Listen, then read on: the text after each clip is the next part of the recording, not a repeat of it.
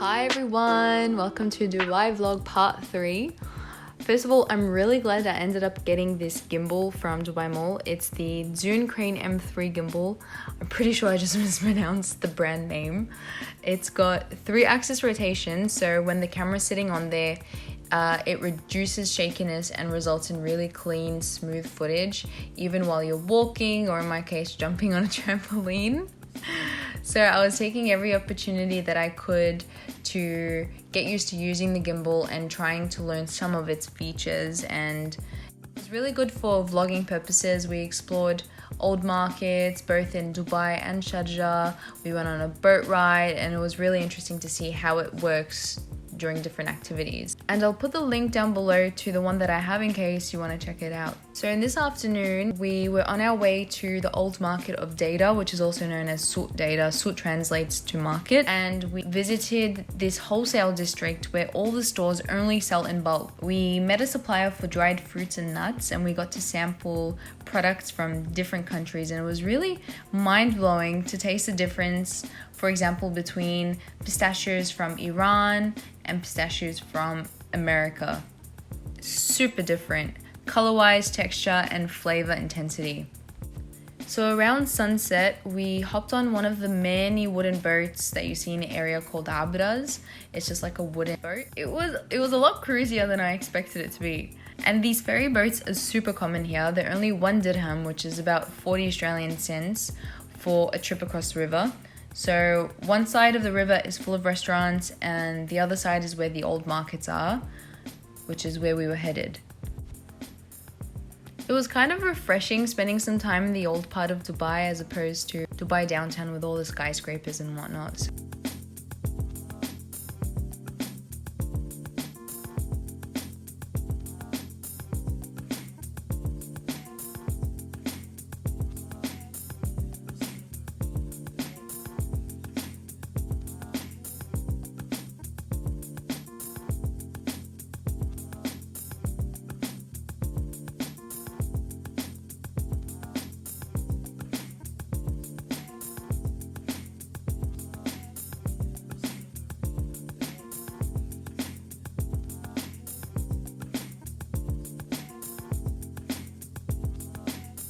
Hello, pretty Viva.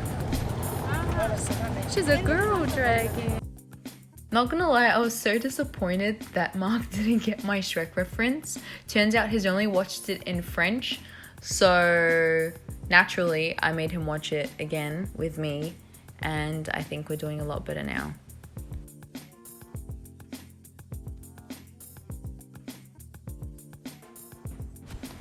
And so after hours of walking through markets, we ended the night with an Emirati dinner, Al Khaima Heritage Restaurant, which is on the Michelin Guide, and the food was lovely, very authentic apparently, and lots of Lebanese options as well. The next part of the vlog is an afternoon that we spent in Sharjah, which is neighboring Dubai, and we were on our way to Al Noor Island to visit the butterfly house there.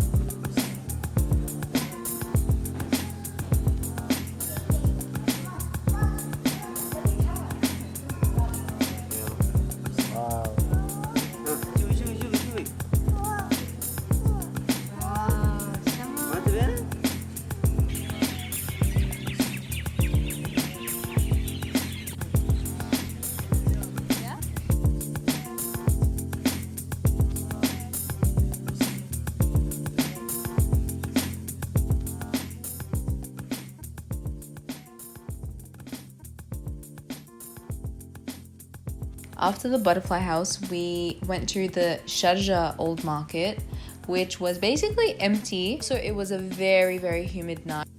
And the highlight of the Sharjah market was definitely this, which is the equivalent of like an Australian milk bar or a Lebanese dikkene or mini market sort of thing. And it was like a candy shop. It had all these different chocolates and even had spices and coffee and drinks. We ended up getting these really yummy Arabic sweet treats made with halewa or halva, which is made from sesame paste, and it was divine. We actually went back and bought some more because we loved them so much.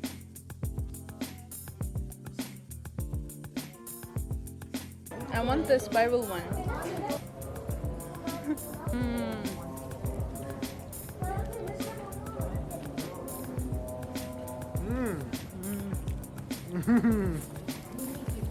That's my favorite.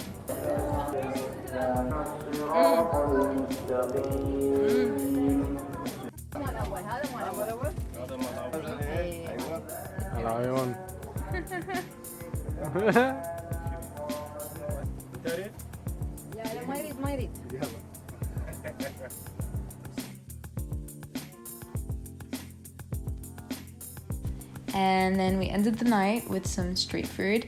This is very common in Arab cultures. Each country has its own take on this. It's a flatbread that's cooked with different toppings. In Lebanon, we call it saj. It's also known as mar'ou or ragag or bread, which just translates to thin bread. And it's just very snacky. I got some with za'atar and then some with Nutella, of course. And it's very cheap, very affordable. And that concludes Dubai vlog part 3. Thank you for watching. I've got some more content coming your way, so make sure you're subscribed and turn on notifications to be notified when I next upload. Thanks for watching. Give this video a thumbs up. Love you, bye.